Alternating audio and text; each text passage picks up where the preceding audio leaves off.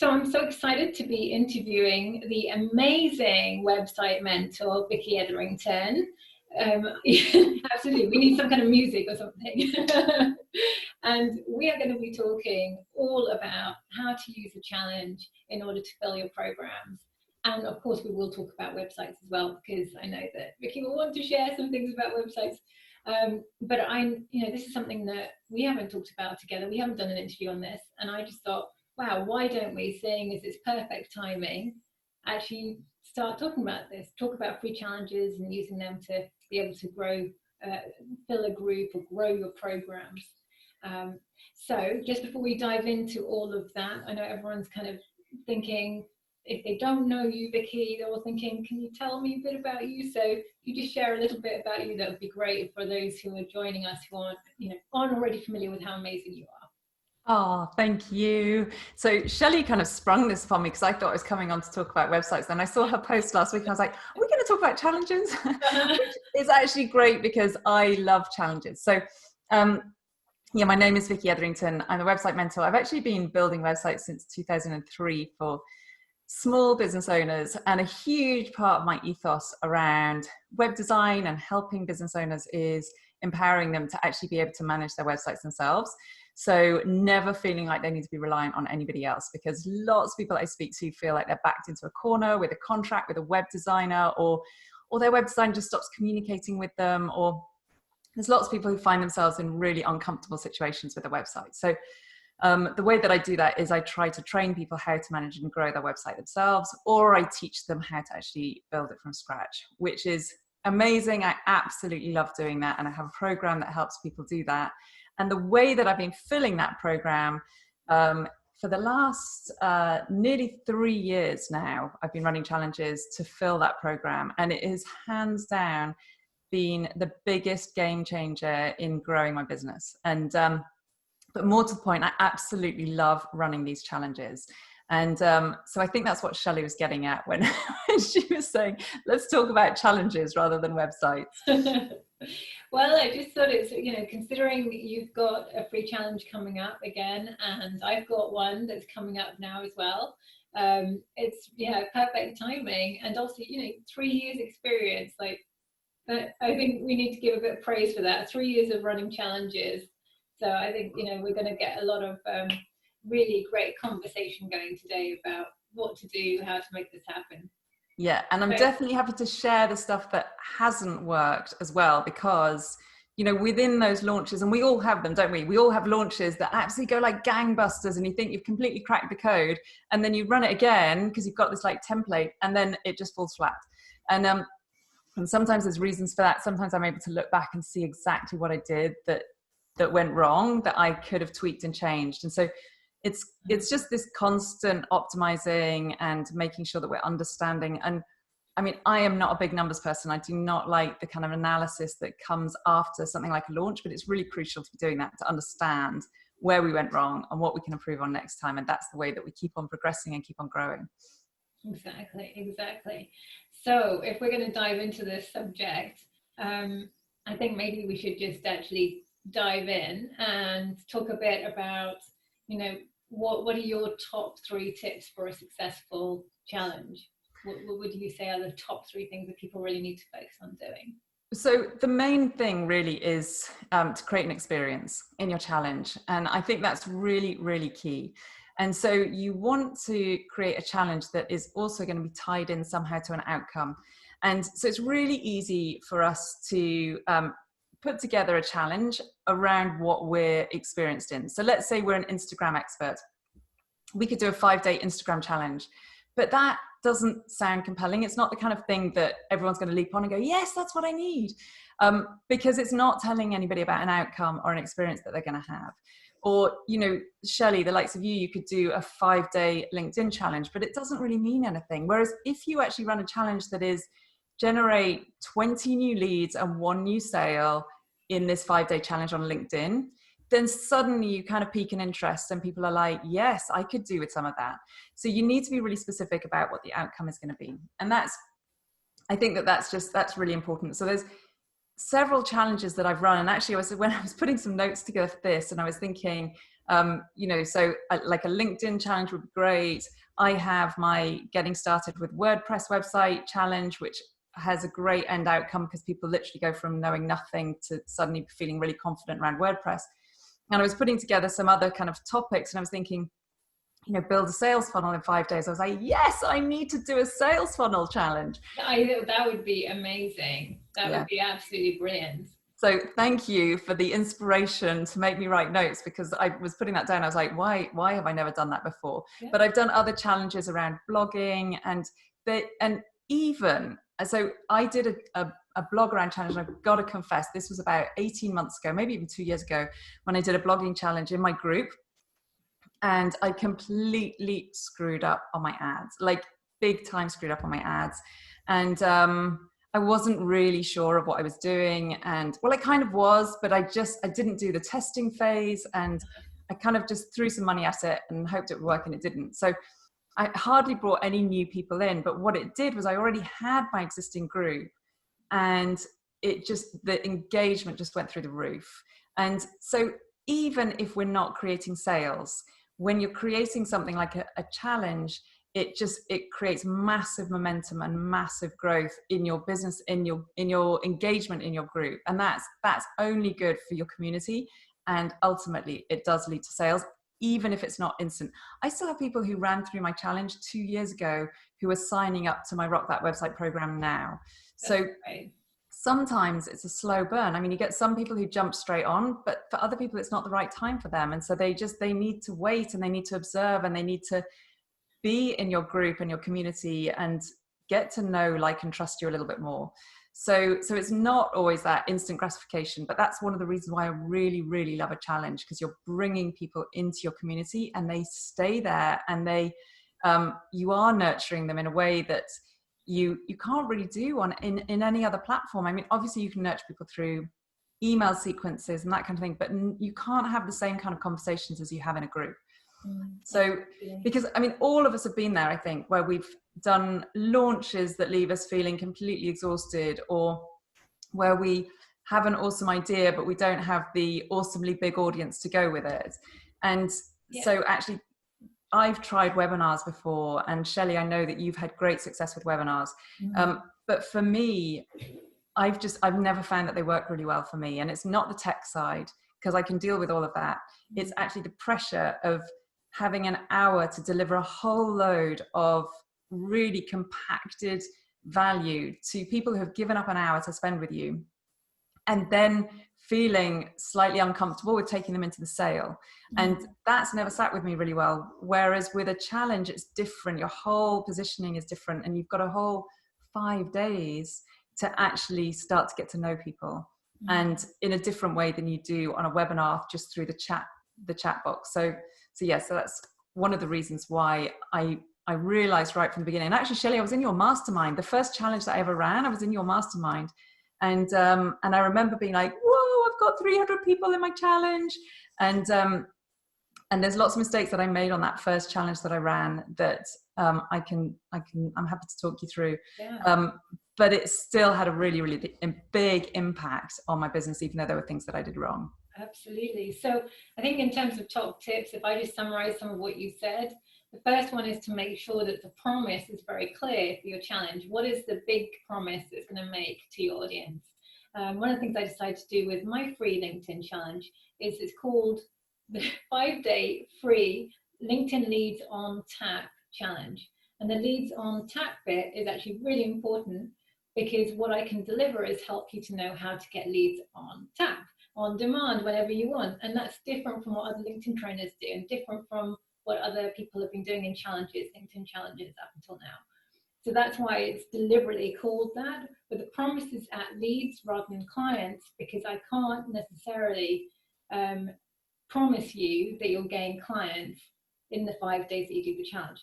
It can happen, and it may well happen, but what I can absolutely guarantee and promise 100% is that you are going to know how to get those quality prospects that you've never reached before. You're going to know how to get them on demand whenever you want, and get as many of them as you want, which personally I think that's a pretty damn good promise, really.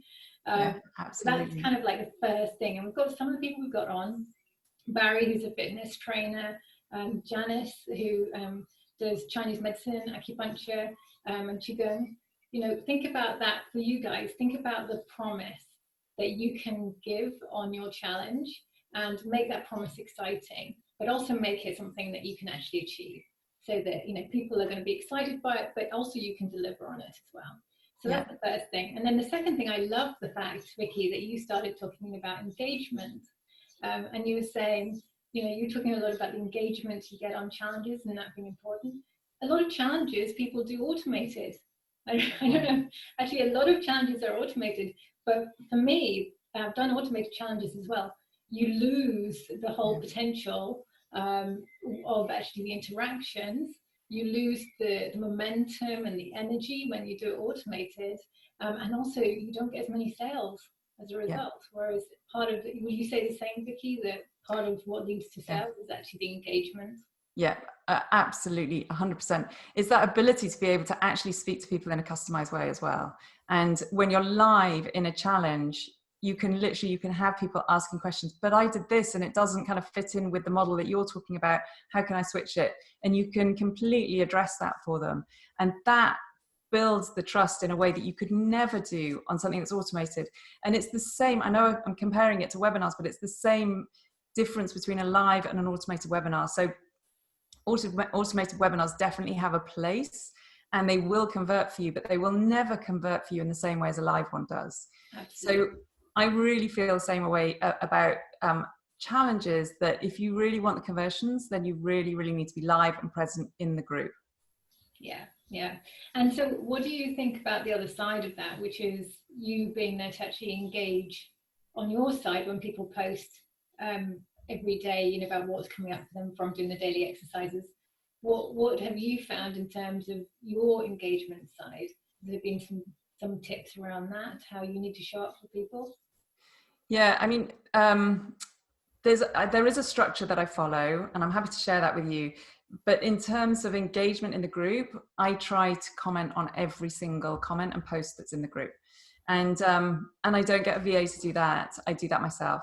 And so that means that during that week, when I am in a challenge week, I try to clear the whole week, because it's really full on, and I'm giving everything in that particular week.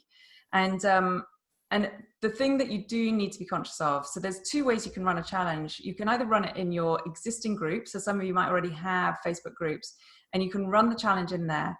Or you could start up a pop-up group that's specifically for the challenge, and then when it finishes, move everybody. You archive that group, tell people that you're archiving it, and move them into your main group. And there's pros and cons of both of those. I tend to do it in my main group. And if I'm really honest, the reason that I started doing that was because I didn't have the confidence that I was going to bring enough people in to make a pop-up group worthwhile. And that's not the case. I know now that I can bring in enough people to build up the community, but I still like to do it in my main group. But the thing that you have to be conscious of then is that there are people who've run through the challenge before, and some of them will jump in again because they might not have been able to engage fully the first time round, or they might be, like in my case, they might have a second website that they want to build, so they want to come in and start again from scratch.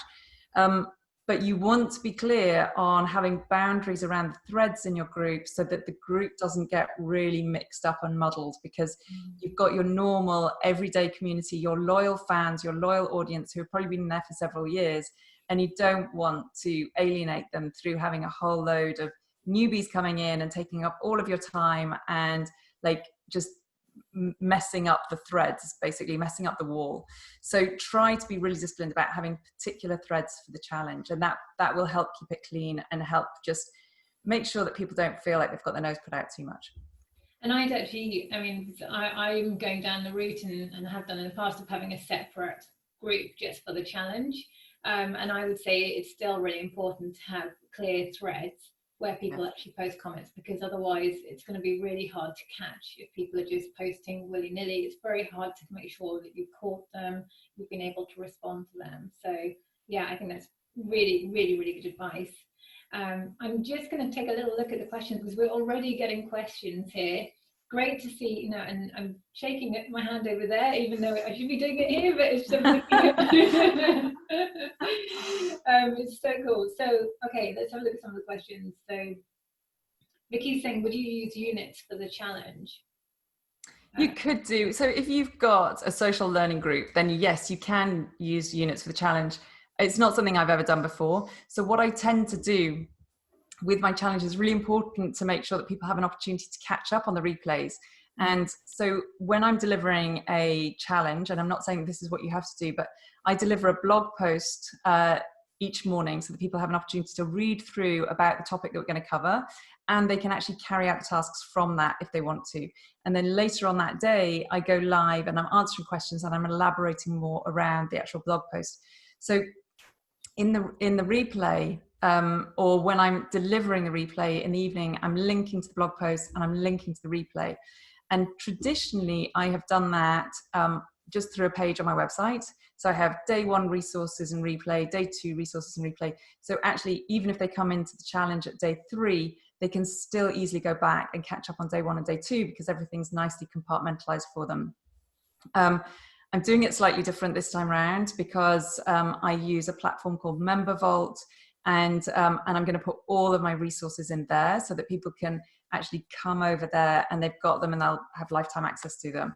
So that's the way that I'm doing it, because it kind of brings them into my world a little bit more, which is where all my courses are kept. So if they sign up there, then they have access to everything as well, and all of my freebies and that kind of stuff. So, but normally, and it's worked really well in the past for me, that I literally just have a page. It's like a hidden page on my website, and I send out the link to them. It stays the same each day. It's just that I'm adding the resources to it every evening. And so I would definitely recommend that you have some form of opportunities for people to easily catch up if they got left behind. Yeah. Okay. So, well, we're getting a really good question. Vicky's asked another question, which I think we should just definitely do a little piece to talk about, which is how do you advertise challenges to get new people onto your challenge? And I think this is a whole piece that we can discuss. Yeah. It is. It's a great question, because actually you need to have numbers in a challenge to build up the community and the vibe and get it zinging a little bit. So there's 3 main sources that you're going to be able to bring into your challenge. So your first one is paid traffic. And that might like scare the heebie-jeebies out of you if you haven't done paid traffic before, but I would 100% recommend that this is a great opportunity for you to dip your toe in the water and actually start bringing in people through paid traffic, because if you have a really compelling title for your challenge, then you're going to bring people in anyway, and people are going to actually want to click on your ad. So paid traffic is my number 1 way of bringing people in. It brings new people into my world. The second thing is your organic traffic. So you might not have a big audience yet, but you might have a few people on your email list. You've probably got some followers on your Facebook page. You've probably got some friends on your profile who have got friends who are in need of whatever it is that you're going to deliver. So you can use those as your kind of organic, non-paid traffic sources. And then you can have outreach traffic. So you can do something like what Shelley and I are doing. So we're having this conversation, you're actually piggybacking on someone else's audience. So you might have people that you have JV'd with in the past, joint venture, that you might have some kind of relationship or partnership with. They have a similar audience to you, but they're delivering something different. And so that's also great, is to have some kind of outreach traffic source as well. And in terms of paid traffic, just to go back to that, if you haven't done it before, there's 3 kind of sources of paid traffic that can be quite cheap. And by the way, Facebook ads, I don't know if you're doing ads at the moment, Shelley, but they are killing it. They're so cheap. Yeah. We're about to set up a whole load of ads, and it's so cheap right now. It's like half the price. Yeah, they really are. So I've been bringing people into my I've been bringing people into my challenge about 70p per conversion, whereas previously they were about £3 last year. So but to get cheap ads, you want to be running ads to people who have engaged with videos on your Facebook page, if you're running any kind of videos. So you can do that by video view. You want to do ads to people who like your page, and ads to people who have visited your website. And I guess that's a whole other conversation about pixels and all that kind of stuff. But if you're in any way kind of well versed in pixels or custom audiences or anything like that, start using those to get your paid traffic. That's your warm traffic. These are people who already know you, and not only will your ads be cheaper, but you will convert better because people already are in your world and they know you, and they're more likely to jump into whatever the offer is that you put out there at the end. Absolutely, absolutely. And you can always make then a lookalike audience for those custom audiences of your, you know, warmer leads. And that way then you know your lookalike audience is going to be people just like those people. So again, they're probably likely to want to sign up as well. Yeah. And there's, I mean, again, there's so much on ads and how to do Facebook ads for challenges. But there's been a real change, just so that people know, there's been a real shift around what ads people respond to and kind of the imagery. We're finding that images work a lot better than video at the moment. They're converting cheaper, and actually just very much personal images, nothing kind of graphically designed, just a personal image of you works really well. So it's actually a hell of a lot easier. Your holiday snaps, like, it's a lot easier than it used to be in some ways. So when I do my image testing, so I always start off when I'm running a campaign, I'll test the images, and I'm always really disappointed with the winning image. It's always like the most boring of all of my ads, and yet if that's the one that converts the best, then that's the one that you should stick with and use. Yeah, absolutely. Brilliant. Hopefully we've answered some of your questions, Vicky. I'm just going to see. Okay, cool. So let's talk a bit about what we found doesn't work when doing challenges. Do you want to share a bit about your experiences of what hasn't worked for you? So the first challenge I ever ran was a 10-day challenge, and it was, honestly, I was so excited. I had so many people come into the group for it. I had so much excitement. It was really high energy in there, and it was brilliant. But I did it as 10 days, so I did Monday to Friday and then Monday to Friday.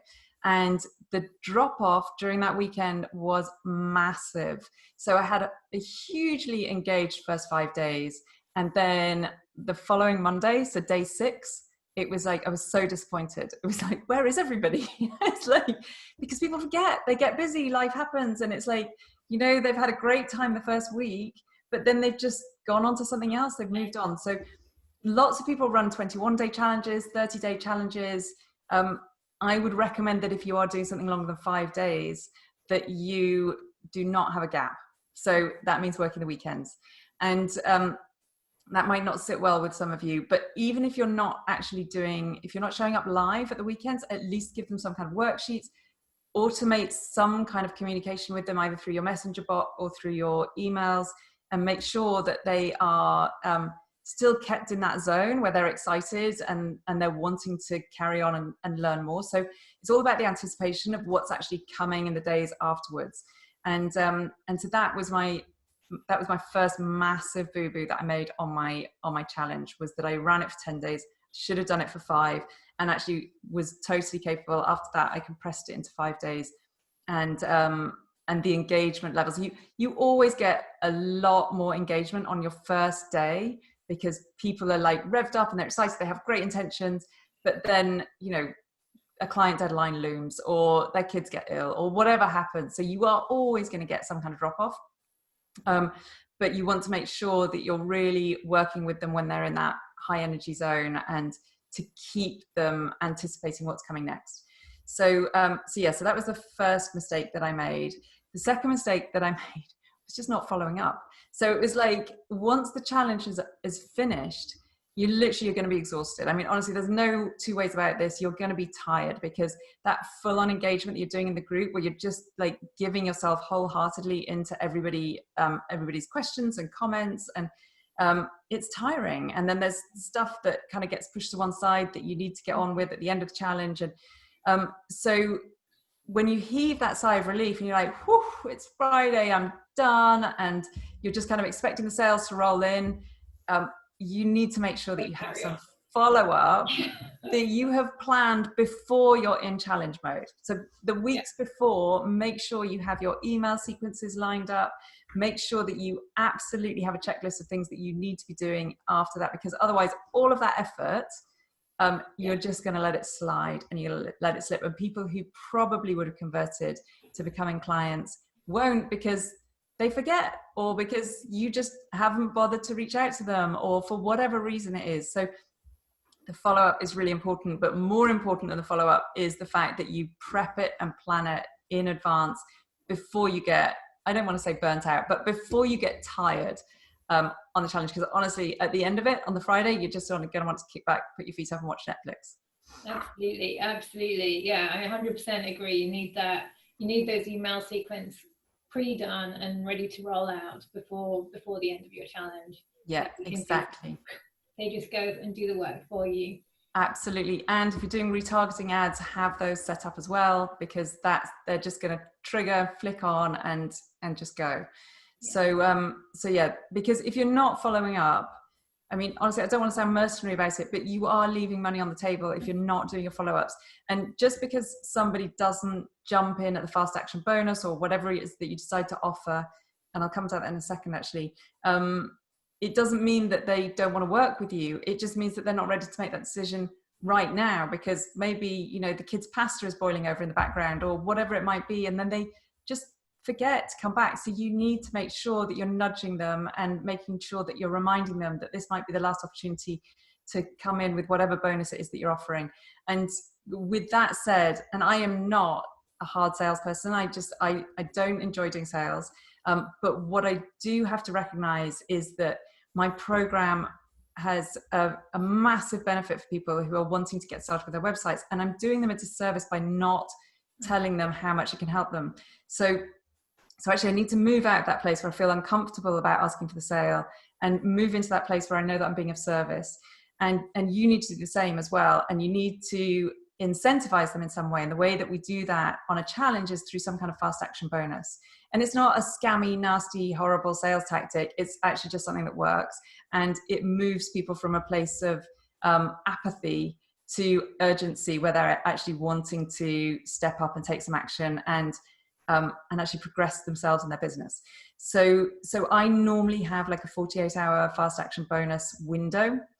And within that 48-hour window, I am constantly following up. I'm sending at least 3 emails a day. And yes, you will get unsubscribes, you will get people moving on, but that's fine. They're not ready for you right now. Whereas the people, and it's happened to me so many times where I literally at the 11th hour, I will have so many people messaging me and saying, am I too late? Have I missed it? Or can I still use the voucher code that you sent out, or whatever it might be? Because people suddenly have a panic when they get that there's 1 hour left to the fast action bonus ending, because you're reminding them. So you definitely want to make sure that you have some kind of fast action bonus that's going to nudge them into action. Absolutely, totally agree. That's awesome. So I'm just going to see what questions we have, because I'm aware of time and I'm just noticing lots of comments. If anyone has any questions they want to ask Vicky, please do pop them in now. Pop them into, you're getting tons of feedback, people saying it's been really helpful. That's awesome. But yeah, pop your questions in. And in the meantime, I know that you've got a challenge starting tomorrow. Yeah. That is starting really soon. So do you want to just say a little bit about your challenge that's happening tomorrow? Yeah, so the challenge that I'm running is the Confident Website Creation Challenge.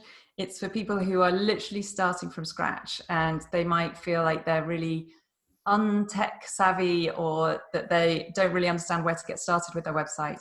And so we walk through all of the steps that you need to take to get started with a WordPress website. That's everything from domain registration, like choosing a powerful domain name, understanding hosting, understanding what platform you should be using, installing WordPress. WordPress is my bag. It's what I do. And so we move forward with WordPress and getting the little padlock and just getting everything set up, and then doing a guided tour of WordPress so that you are literally ready to get started with your website.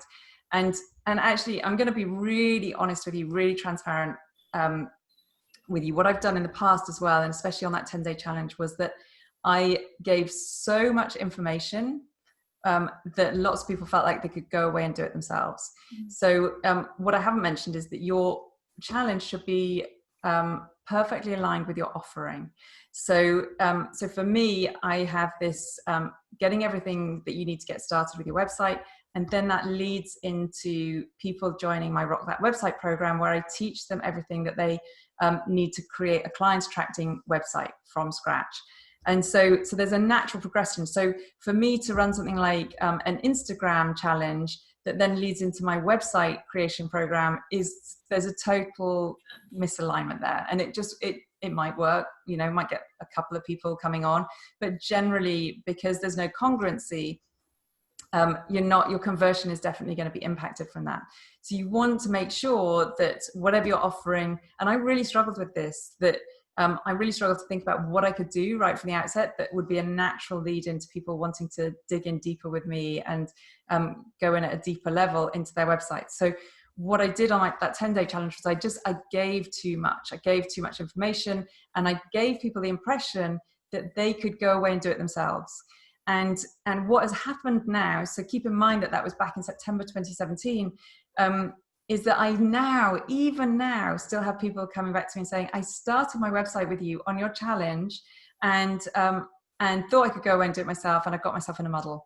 And so you're not doing them a favor by giving them too much information. Yeah. So you want to make sure that you're really clear on a boundary for yourself as to where that kind of cutoff happens. Yeah.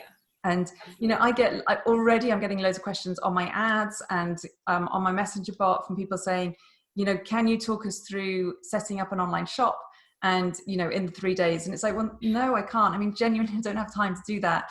But if you want to join my program, then yes, I will. And we'll get into it there. So that kind of thing, you need to be really clear, because there's a tendency to want to give the world and give everything and just kind of spill the beans on everything possible, because you want to be as helpful as you possibly can. But you need to make sure that there is some kind of defining line of where you are going to stop in terms of what you're prepared to share on the challenge.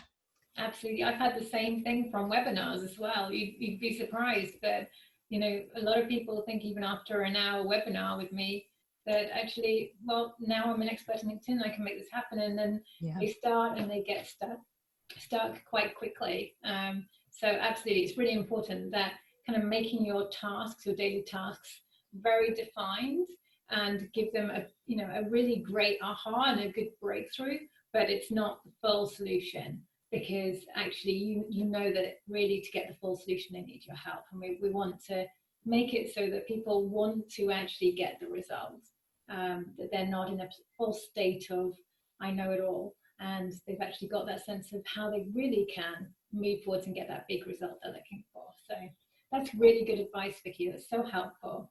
So and I know that your challenges are amazing. So if anyone is wanting to get started on building their own website and learning how to do it, then they need to come onto your challenge. Do you have a link for your challenge so we can pop it into the group, or if you can pop it in? I know you're in the group anyway. Yeah, I'll pop it in. And I don't know if it's okay for me to mention this, Shelley, but I do actually have a self-paced workshop where people with worksheets and stuff for people who are wanting to run a challenge, and I'm happy to share a voucher with your group if anyone's wanting to hop onto that, so I can that'd be lovely. Yeah, perfect. So we're getting a few questions. So Joanna's saying, what sorts of fast action bonuses do you tend to use? So discounts work like gangbusters, but I'm not saying that you always need to offer a discount. And if you do offer it, you need to be really clear that this is when it ends. Don't be tempted to let it drift. So you need to really be, you know, to honor that time frame. So my fast action bonuses that I'm running this time round, I'm running a £200 discount for 48 hours. I'm also offering my 7K sales page. It's the exact template of a sales page that I made 7K in 36 hours with just last month. So I'm giving everybody that as a template. What I've done in the past is I have had my graphic designer pull together a logo for people who join the program and who don't yet have any branding. that worked really well as well. So there's different things that you can play around with. But what I would say in terms of a fast action bonus that works really well is that you are de-risking the investment for them. So let's say you've got £1,000 program that you're going to sell at the end of the challenge. If I'm saying to people that they can have access to my 7K sales page, that there's a possibility that they may be able to use that to make 7K themselves within a certain time frame. And I can't promise that, of course, in the same way as Shelley says that she can't promise sales on LinkedIn, but they have access to it. It's a resource they can use, and that could possibly be their entire return on investment on the program. So essentially it's not costing them anything. Okay. So if there's something that you can think of that would de-risk it for them and make it seem like a complete no-brainer to them, then that would be amazing. The other thing that I thought about offering this time around as one of my fast action bonuses was to offer a one-to-one audit, so that before someone puts their website live, then they get my eyes on it, and I go through every single page and make sure that the messaging is strong, that the imagery is properly put together, and that the user journey on the website is in flow and works really well. And I thought about doing that, and that kind of de-risks people's idea, because if you think about what someone's objections might be to the likes of building a website, people are terrified of just messing it up, that they're like, well, what if I can't do it? What if I'm just technically not capable of doing this? So the idea of having someone who has been doing it for 20 years actually hold their hand through the process before they hit the publish button, again, it kind of de-risks it. So think about what it is that you could offer for your audience that takes away any of those objections that they have got spinning around in their heads when they're kind of teetering on the buy now button, and they're thinking, yes, but what if? And then they notice your bonus, and it's like, okay, all right, that's great. And of course, you want to offer guarantees and that kind of thing as well, to make sure that you're just eliminating all the risk of the investment for them right from the outset when they're clicking that buy button. So what kind of guarantees do you tend to offer? Because I know this is something that comes up a lot, so it's a great one. I'm throwing a question in there as well. Yeah, no. So I offer a 14-day money-back guarantee. If people can illustrate that they've actually worked through the worksheets and worked through the tasks, and they just decide that the program isn't for them, then I will happily give them their money back. And I genuinely mean that I'm happy to give them their money back. There's no regrets with that, because if they feel like it's not the right program for them, then it's not that I don't want them on it, but I don't think it's going to serve them, and it's not going to serve the group if I've got someone on there that's feeling some reluctance towards the program, or feeling that kind of buyer remorse where they've bought something and they feel like they're not able to make the best use of the investment. So I'm very happy to offer some kind of guarantee, and it's easier to do it when you're drip feeding a program, because people don't have access to all of the content right from the outset. But to be honest, in fairness, everybody is busy. So even if you've got like an 8, 12 or 15-week course, the chances of them being able to go through all of the content within those first 2 weeks is still pretty slim. Absolutely. Absolutely. Great. So we have another question. How soon before the challenge starts do you begin promoting to your list and advertising with FB ads? 2 weeks to 10 days, 10 days to 2 weeks. And I find that if you start promoting too far out, people forget about it, and then you don't get people showing up. So I normally do 10 days, but that's not through design. It's normally because I'm just really disorganized. So I normally have a kind of cut-off time of 10 days, and that's where I have my scramble. I'm like, I was meant to have my ads up and running today.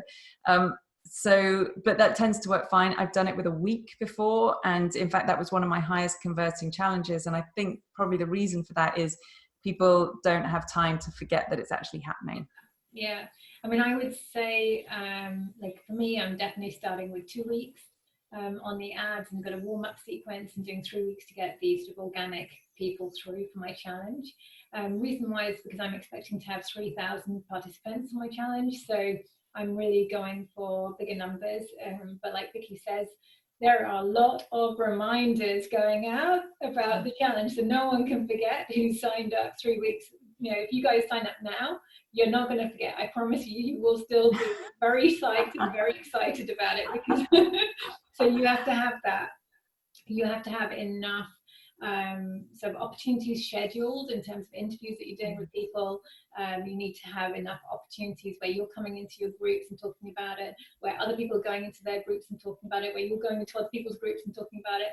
And also with your ads, we're kind of going with a bit longer at the moment, just because sometimes Facebook is taking a little bit more time to approve. So sometimes it's been up to like 24 hours to approve ads. So yeah, just kind of bearing that in mind. And if you want to test first as well. So yeah, it just depends on your numbers that you're looking for, and whether it's your first time doing it or not as well. So. Yeah, absolutely. If it's the first time doing it, you probably want a little bit more of a runway into it. And what Shelley mentioned about testing ads, if you are going to be testing ads, I spend a good 3 days testing my ads. And so on that challenge workshop, I actually talk you through the process that I do. But I first of all, I test copy. So I do short, medium and long form copy. Then I test, take the winning copy ad, and I test 3 images or videos. And then I take the winning copy and image and I test headlines. And so in that way, you're constantly optimizing, but it takes time to do that. So you do need at least 3 days to do that. Absolutely. Fantastic. Awesome. Well, this has been amazing. I know we'll probably even have more people wanting to ask questions, but let's say leave it for there. We can always do another interview around this, because we've had so much engagement on it. Thank you so much, Vicky. We'll make sure that link goes in about your challenge in there. If you want to pop it in it, that would be great. Yeah. And just huge thank you to everyone who's turned up and joined us today. I suspected that this would be a very popular interview, but but actually I can see there's a lot of questions about this and a lot of people are interested. So maybe we'll revisit this again, Vicky, after we've done our challenges. And yeah, I'd be really happy to. Behind the scenes reveal. Yeah, absolutely. Yeah, and I'm happy to spill the beans on stuff that doesn't work. So I'm doing my first 3-day challenge is coming up tomorrow. That was only because I genuinely couldn't fit 5 days into my schedule.